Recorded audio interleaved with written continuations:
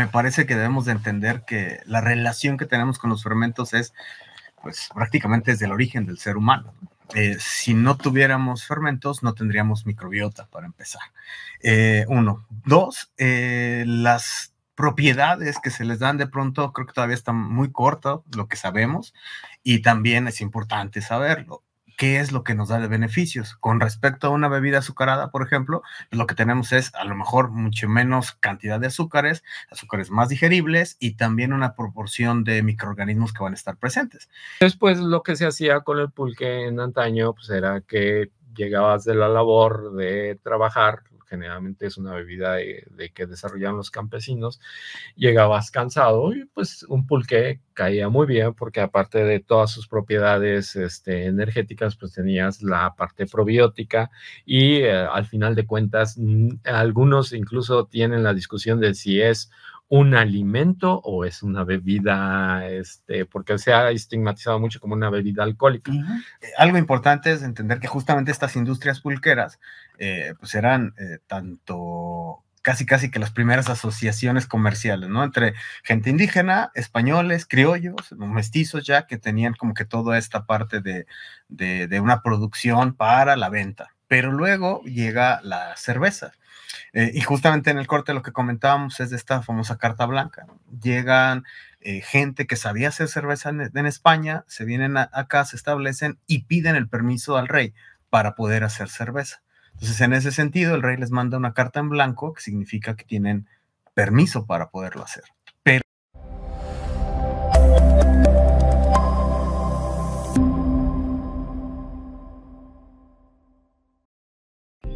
hola, ¿qué tal amigos de Saber Más Radio y Saber Más Media?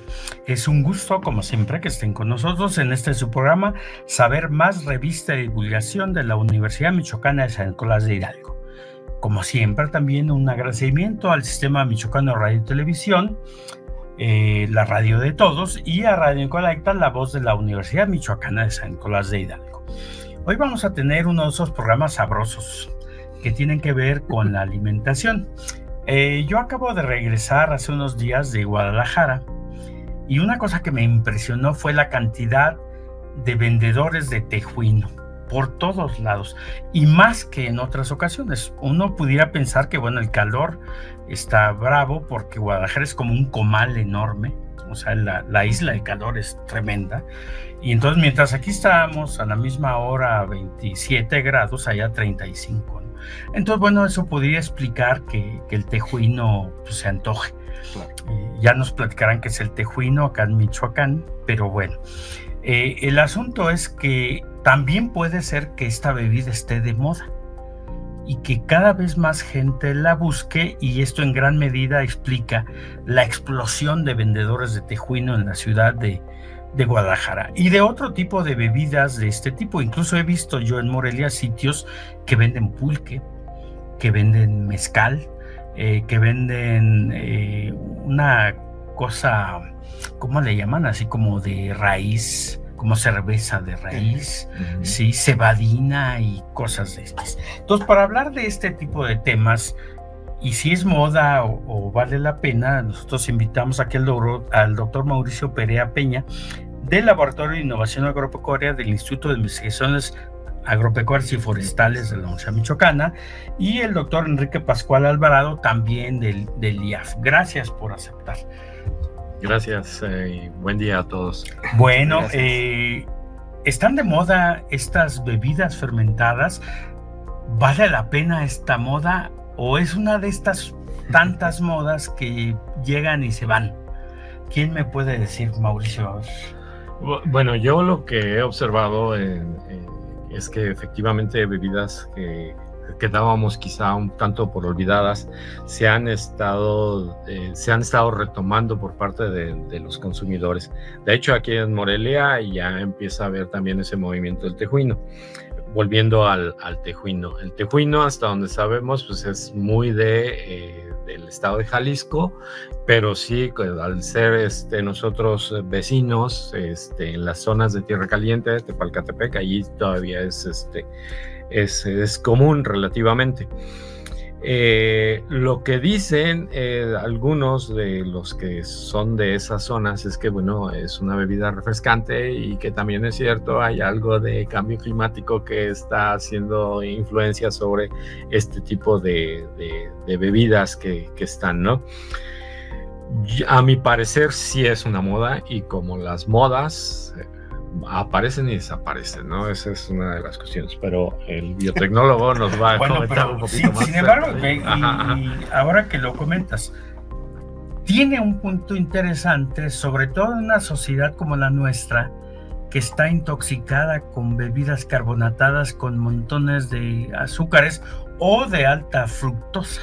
Si nosotros somos una sociedad que tomamos bebidas refrescantes, refrescos. Todo el tiempo. Entonces debería haber de refrescos a refrescos. Si tomamos eso, pues ¿qué es lo menos dañino que podemos tomar, ¿no? Claro. Y creo que más del tejuino, los fermentos se están poniendo como de moda en ese sentido. Y me parece que debemos de entender que la relación que tenemos con los fermentos es, pues, prácticamente desde el origen del ser humano. Si no tuviéramos fermentos, no tendríamos microbiota, para empezar. Uno. Dos, las propiedades que se les dan de pronto, creo que todavía está muy corto lo que sabemos, y también es importante saberlo. ¿Qué es lo que nos da de beneficios? Con respecto a una bebida azucarada, por ejemplo, lo que tenemos es a lo mejor mucho menos cantidad de azúcares más digeribles, y también una proporción de microorganismos que van a estar presentes. Claro que es importante cuidar, pues, el proceso de producción de este tipo de bebidas, porque vamos a tener un tejuino muy sabroso, refrescante y rico, pero su proceso no fue tan adecuado. Entonces puede estar contaminado con alguna bacteria patógena, por ejemplo. No deseable. Y entonces se vuelve un problema. México tiene una amplia tradición de bebidas fermentadas. Vamos a recordarle qué le parece a la gente, cuántas bebidas fermentadas consumimos o de cuáles. Pues consumimos un montón. Si nosotros pensamos en México, como digamos por sus regiones geográficas o biogeográficas, prácticamente en cada rincón vamos a encontrar una bebida distinta, ¿no? El tejuino es una de ellas, y el tejuino lo consumen de manera diferente en Guadalajara, en el occidente, que como en Michoacán. Michoacán es más denso, más espeso, más como un atole. Allá le ponen más nieve de limón. Sí, claro, por supuesto. Y en algunos lados incluso le ponen limón y chile y todo, más hielos y etcétera, ¿no?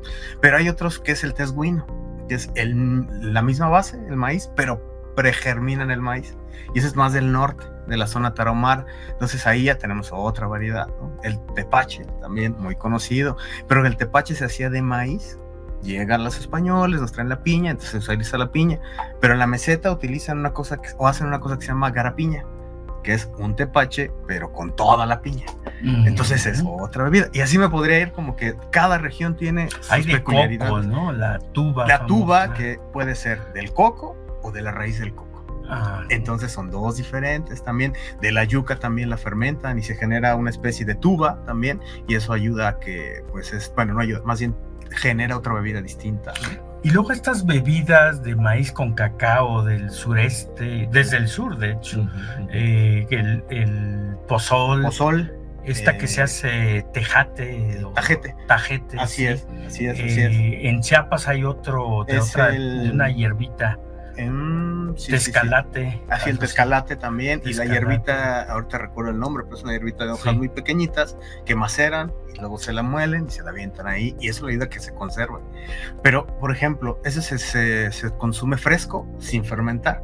Pero la gente en realidad lo que hace, eso no lo venden cuando vamos de turistas, pero cuando llegas ahí la gente lo consume después de 3 días, entonces ya fermentó. Y ya tiene otras propiedades. Entonces es algo muy común. Yo recuerdo que mi abuela hacía una especie de pan con frijol agrio, que se consumía en la cañada de los 11 pueblos.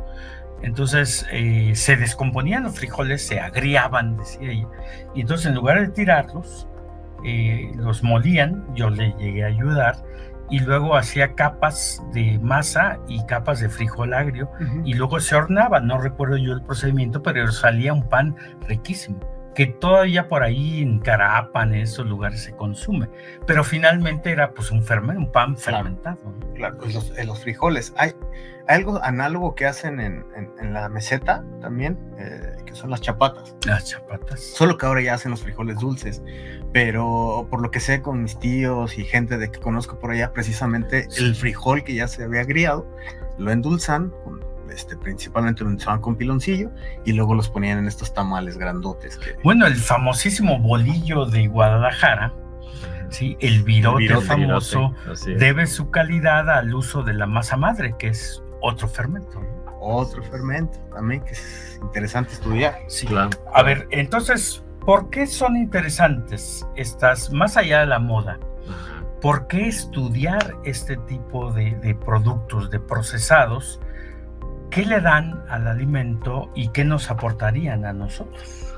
Bueno, lo primero que tenemos que entender es que son productos que nacen aquí. Y como nacen aquí, están hechos o estamos adaptados nosotros como mexicanos a ese tipo de alimentos, independientemente de sus propiedades físico-químicas y biológicas que puede tener cada uno de ellos. También es cierto de que esas adaptaciones nos permiten a nosotros tener un proceso de asimilación mayor a la hora de nuestras digestiones y nuestras absorciones de esos ingredientes. Uno de los grandes problemas, por ejemplo, que podemos ver en la alimentación, pues es que aparte del componente que tenemos en términos del estrés del día a día, también vemos que pues ya para todo el mundo tiene colitis, ¿no? Sí. Entonces, bueno, sí es cierto, tenemos un trabajo que es estresante y que nosotros tenemos que saberlo llevar a cabo. Pero el otro asunto que también tenemos es que hemos cambiado nuestros ingredientes que consumimos dentro de nuestra dieta. Estos que estamos ahorita hablando, bueno, aparte de ser fermentados, pues nos van a permitir precisamente consumir algo de lo que realmente estamos adaptados, ¿no? Fíjate, antes de mandar a corte, tenemos un poco de tiempo, pero yo tengo la impresión de que nosotros hemos abusado de la limpieza. E incluso hasta procesamos con agua bendita los alimentos y un poco de mugrita, para decirlo de esta manera, es bueno. Me refiero básicamente a la presencia de bacterias que incluso nosotros vamos a consumir y que tienen un efecto positivo, ¿verdad? Siempre. Hay un artículo viejito ya como de los 60s, 50s tal vez, inglés, que habla dice, dejen que los niños se ensucien. Y entonces justamente habla de, por ejemplo, de que cómo hay que permitir que haya cierto contacto con ello y demás, porque al final tenemos alimentos libres de patógenos, pero también quitamos los benéficos. Entonces terminamos teniendo pues como bien dices, una sobre higiene, vamos a ponerlo así, y al final muchos son benéficos. Y pues lo que tenemos estudios de evidencia es que precisamente el entorno lo que nos da es muchos benéficos y muy pocos patógenos. Hacia allá vamos. Sí, así es. Fíjate que además se ha estudiado muy bien en la microbiota, sobre todo el aparato digestivo, cómo va cambiando con nuestro cambio de alimentación. Así es. Y sería posible que muchas enfermedades estén asociadas a ese cambio. Es decir, nosotros comíamos muchas cosas fermentadas, mi abuela no tiraba los frijoles, los cocinaba. Todo ese tipo de cosas eran un aporte particular a nuestro sistema digestivo. Y de repente lo cambiamos por cosas ultrapuras. Incluso tenemos como una especie de pasión media enfermiza por limpiar todo, y con la pandemia se puso peor. Así es. Sí. O sea, todo el mundo debe estar esterilizado. Para entrar a mi casa pasa por un baño de estos que te esterilizan, ¿no? Para que puedas penetrar a mi casa. O sea, ese temor, que por otro lado pues es normal dado la situación de la pandemia, pues a veces se sobreestima. Así es. Sí, y entonces muchas de estas bebidas se han dejado de consumir por estigmas que se le ponen, pues, porque pueden estar sucios. Seguramente, regresando del corte, vamos a hablar de la más famosa, que fue estigmatizada precisamente para la competencia comercial. Estamos hablando del pulque. Así es. Sí, entonces regresamos después del corte. No le cambies, se va a poner más sabroso.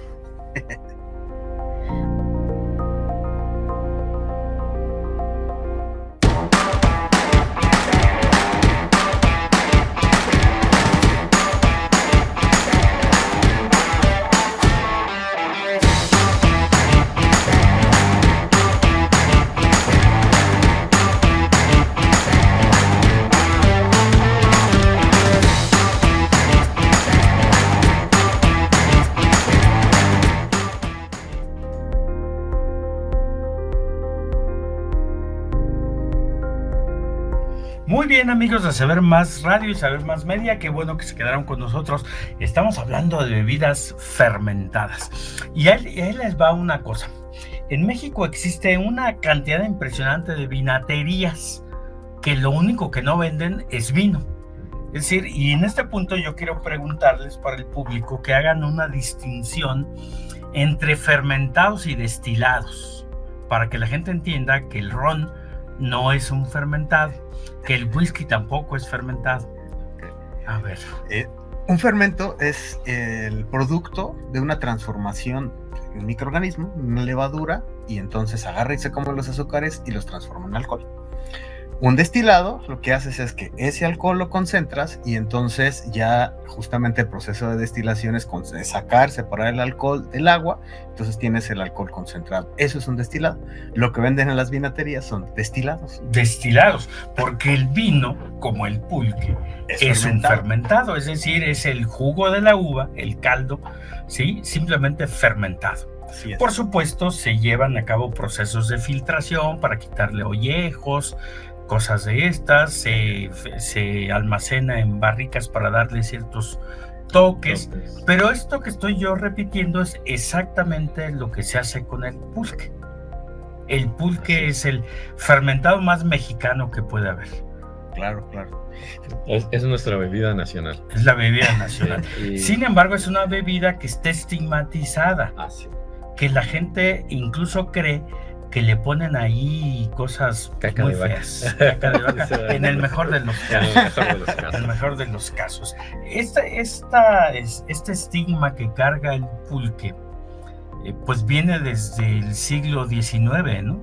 Por ahí. Por ahí, sí, sí. Sí, a ver, platíquenos, en el corte estaban platicando bien sabroso. Si quieres, comentamos nada más. El pulque se le llama nuestra bebida nacional porque además es una bebida que es muy adaptable.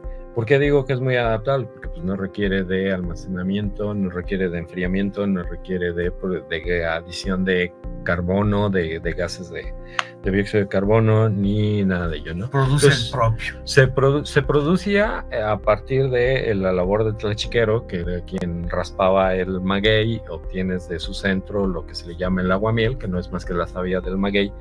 Pero no es cualquier maguey, es un maguey que está preparado porque como va a brotar lo que se le llama el quiote, que es lo del centro, pues está concentrando todos esos azúcares que iban a ir para producir flores, ¿sí? Y bueno, pues lo que hace el tlachiquero es aprovechar eso, ¿no? Se le llama capar el maguey, cuando le quitas ese brote de quiote. Entonces se lleva a tu casa y en tu casa tienes una cosa que se le llama una olla madre, que es donde precisamente adicionas ese aguamiel, que es una bebida dulce, y empieza el proceso de fermentación. Ahí hay levaduras de otras producciones. Sí, claro, sí. Por eso se le llama olla madre, ¿no? Sí. Entonces, pues lo que se hacía con el pulque en antaño, pues era que llegabas de la labor de trabajar, generalmente es una bebida de que desarrollan los campesinos, llegabas cansado y pues un pulque caía muy bien porque aparte de todas sus propiedades energéticas, pues tenías la parte probiótica y al final de cuentas algunos incluso tienen la discusión de si es un alimento o es una bebida, porque se ha estigmatizado mucho como una bebida alcohólica. En realidad, quienes han escrito de ello dicen, no, es que es un alimento. De hecho, en las familias de antaño, lo que se hacía era que el aguamiel ligeramente fermentada, no muy fuerte, se le daba a los niños. A los niños, entonces sí. Decían, es que el niño salió todo chapeadito y todo el asunto, pues era porque se acaba de echar su pulque, ¿no? Sí, pero no teníamos muchos problemas de los que ahora tenemos derivados precisamente de las alimentaciones que hemos tenido, ¿no? Entonces yo digo, es una bebida bastante flexible, tu proceso de fermentación sigue, la gente sabe cómo debe ya de empezar a aprovechar precisamente esa producción de pulque. Generalmente se raspaba justo lo necesario para la familia, no se raspaba de más, a menos que te dedicaras a la producción de pulque y tuvieras una pulquería, lo que se llama una pulquería, ¿no? Que además generó riquezas. Tener una pulquería era señal de estatus en la época de Porfirio Díaz, fines del siglo XIX, existía una burguesía pulquera. Así es. Eran los que vendían el pulque, pues desarrollaron fortunas y de ahí desarrollaron haciendas. Precisamente, ¿no? Haciendas pulqueras. Dedicados a ello. Dedicados a esto. Entonces, bueno, siendo una bebida tan interesante, ¿por qué terminamos rechazándola en la sociedad mexicana? Ahí tiene que ver con la parte de la industria cervecera, ¿no? Algo importante es entender que justamente estas industrias pulqueras pues eran tanto casi que las primeras asociaciones comerciales, ¿no? Entre gente indígena, españoles, criollos, mestizos ya, que tenían como que toda esta parte de una producción para la venta. Pero luego llega la cerveza. Y justamente en el corte lo que comentábamos es de esta famosa carta blanca. Llegan gente que sabía hacer cerveza en España, se vienen acá, se establecen y piden el permiso al rey para poder hacer cerveza. Entonces, en ese sentido, el rey les manda una carta en blanco, que significa que tienen permiso para poderlo hacer. Pero la cerveza no era una bebida aceptada en México. Entonces, allá justamente también en la época postrevolucionaria, lo que ocurre es que empieza a haber pues una estigmatización de las otras bebidas, de la competencia, vaya. Desde que le ponían lo que le llaman algunos el muñequito, que era excretas. Entonces, básicamente era un amarrijo con excretas, podría ser humanas, podría ser de vaca, de cualquier cosa, ¿no? O de algunas otras cosas, como que era una bebida sucia, así como tal, y que esa textura de pronto medio babosa y demás tenía que ver con falta de higiene. Entonces se empieza a estigmatizar y además se ve como una bebida de poco estatus, cuando era todo lo contrario, ¿no? Claro.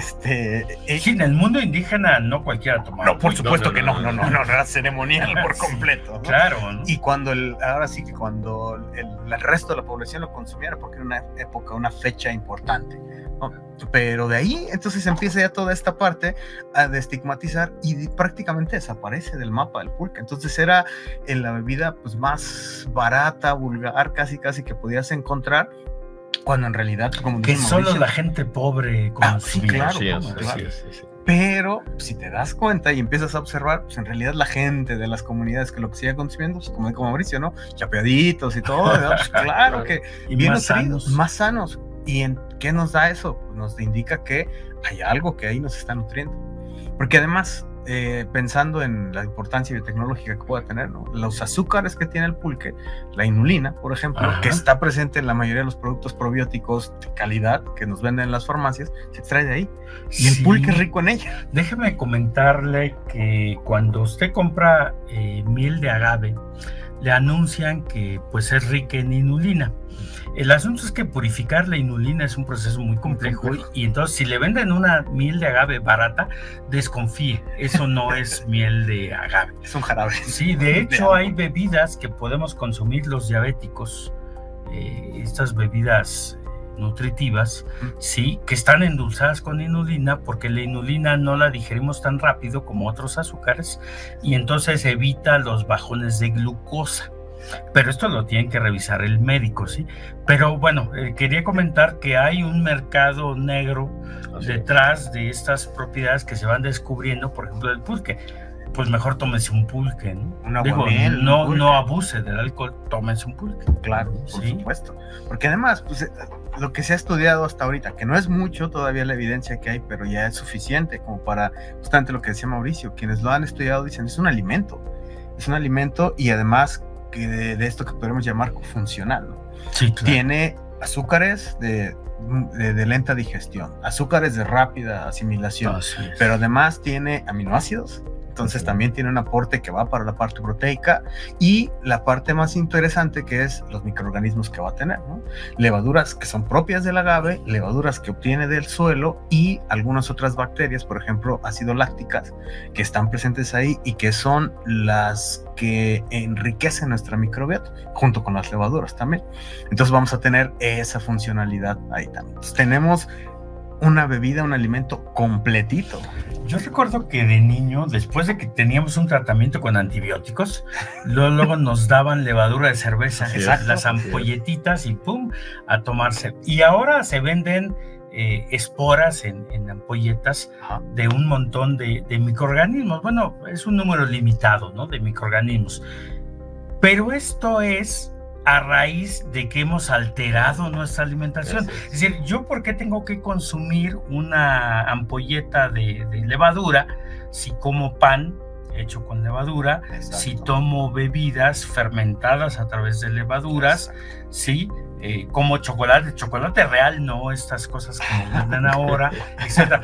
Esto que me estás comentando me recuerda mucho el valor del pozol y estas bebidas. Totalmente. Son nutritivas, pero además son recreativas en el sentido de que reúnen a la gente, a la familia, alrededor de eso, no recreativos en el sentido que se pone un cohete y anda feliz, ¿verdad? No, en lo absoluto. Sí, no, más bien es eso, o sea, tienen un sentido de reunión, de convivencia, de pertenencia, pero además un pozol pues lleva maíz, lleva cacao, lleva chile en algunos casos, lleva azúcar o piloncillo o miel de abeja, que en realidad es la receta original, y entonces ahí ya empiezas a tener toda una serie de ingredientes que además bajo un modelo de producción tradicional pues tienen otras propiedades de sabor, aromas, que es el caso del tejuino y estas bebidas que estamos comentando, que sería deseable que pudieran sustituir el consumo de refrescos o por lo menos moderarlo. Pero por supuesto, este tejuino debe estar elaborado con calidad, con mucho cuidado, para evitar cualquier otra situación, ¿no? Sí, casi estamos terminando, a ver, pero me gustaría que me dijeran por qué ustedes recomiendan entonces y por qué están estudiando los alimentos fermentados. Me parece que hay una cuestión que es muy sencilla y primordial. La primera es que estamos adaptados a muchos de esos alimentos fermentados. Segunda, bueno, pues tenemos un alimento que, como ya sufrió un proceso de fermentación, va a ser más asimilable por el organismo. Y tercera, pues tiene que ver con esta microbiota que estás reforzando. Hace un momento comentaban, bueno, que a los niños hay que dejarlos en la tierra jugar un poco para precisamente hacer esas poblaciones dentro de nuestros intestinos. Sin embargo, bueno, esta parte es importante de retomar. Sí, ¿no? Fíjate, se nos acabó el tiempo, desafortunadamente, pero pues yo creo que los invitamos para otra y seguir hablando de esto, porque queda mucho. Sí, muchas gracias, y bueno, no se pierdan nuestros programas porque se van a seguir poniendo sabrosos. Hasta luego.